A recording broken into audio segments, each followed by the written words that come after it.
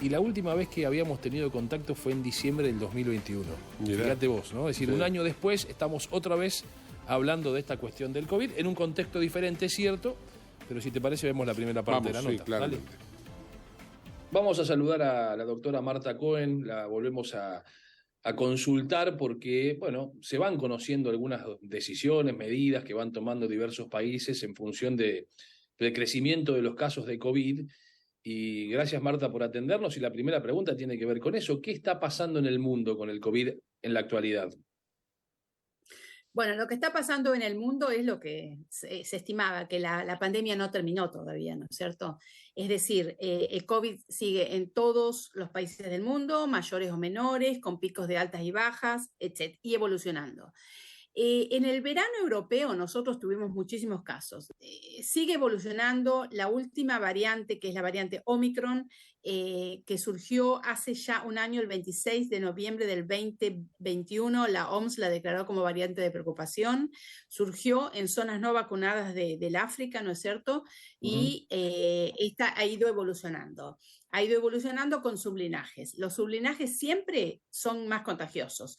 Y porque son más contagiosos es porque van reemplazando a la subvariante anterior o al sublinaje anterior. Por suerte, y digo por suerte, porque no es más letal, al contrario, es menos letal que la variante Delta, que era la variante que reemplazó Omicron.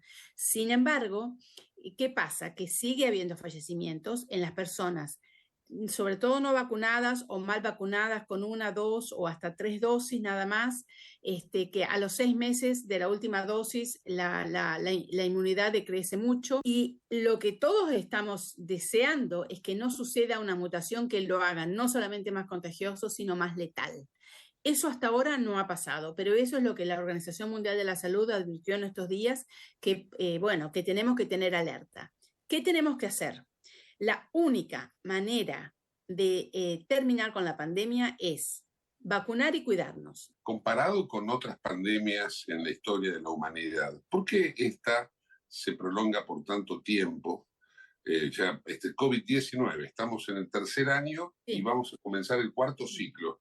¿Y por qué no logran encontrar, no solamente que se prolongan en tanto tiempo, sino que no logran encontrarle el límite, es decir, poder cerrarlo para trabajarlo a fondo en algún lado? ¿Qué es lo que ocurre? Bueno, mi hipótesis es que la pandemia anterior, que era la de la gripe española, no había tantos viajes internacionales, no había vacunas, no había estas telecomunicaciones que tenemos ahora, que la gente viaja y en 2 horas del Reino Unido, en 1 hora y media está en España o en Francia, y que uno se va por el día a un viaje y vuelve, de Francia a Roma, vos tenés un viaje en tren, vas a la mañana y volvés a la tarde. Entonces, eso hace que... ¿Por qué continúa la pandemia? Continúa la pandemia porque no enlentecemos la transmisión del virus. Entonces, el enlentecimiento de la transmisión del virus es el distanciamiento social. En una época en donde no había estas comunicaciones tan fluidas entre los países, era más fácil, ¿no es cierto? Era más fácil, pero en un momento en donde tenemos estas comunicaciones al alcance de la mano, es muy difícil de lograr. Por un lado eso, por el otro lado porque, tuvimos el acceso a las vacunas muy rápidamente. En la gripe española no hubo jamás una vacuna. La gripe española tardó casi un siglo, 90 años, en identificar el genoma del virus que lo había producido. Acá se tardaron 6, 7 semanas. Allí nunca hubo vacuna, acá hubo vacuna. Pero también hubo una cuestión de que las vacunas, hubo un gran lobby de las vacunas. Entonces las vacunas fueron rápidamente a aquellos países que las pagaron. De hecho, una de por qué fracasó el programa COVAX de la Organización Mundial de la Salud, que era la Organización Mundial de la Salud, a través del programa COVAX, manejar la distribución de las vacunas por requerimiento. Las personas más grandes, las personas con discapacidades, el personal de salud, las personas que están en la primera línea, de todo el mundo. Eso no pasó. La liberación de las patentes, que era otra cosa que se había logrado, que se firmó. Las industrias farmacéuticas hizo el lobby con los países que tenían el dinero, donde tenían sus plantas industriales, diciéndole, si ustedes comparten las patentes, nosotros nos llevamos la fábrica a otros lados. Eso pasó. Eso pasó. Entonces, ¿qué pasó? Hubo países que vacunaron a todo el mundo muchas dosis y otros países que vacunaron a nada o muy poquito. Entonces, ¿de dónde surgieron las variantes? Omicron surgió del África no vacunada. Delta surgió en su momento anterior de la India no vacunada. El alfa era porque era antes de las vacunas.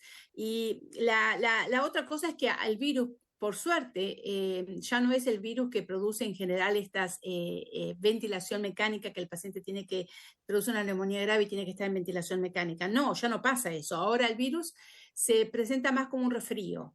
Entonces, eso hace que hay muchísimos resfríos. Yo encuentro mucho COVID entre los niños del Hospital de Niños de Sheffield, completamente asintomáticos, o sí tenía un resfrío, punto. Se muere el nenito y a lo mejor tiene el COVID y algo más que es la causa de la muerte, o el COVID le produjo una miocarditis y es la causa de la muerte, pero nadie se lo sospechaba.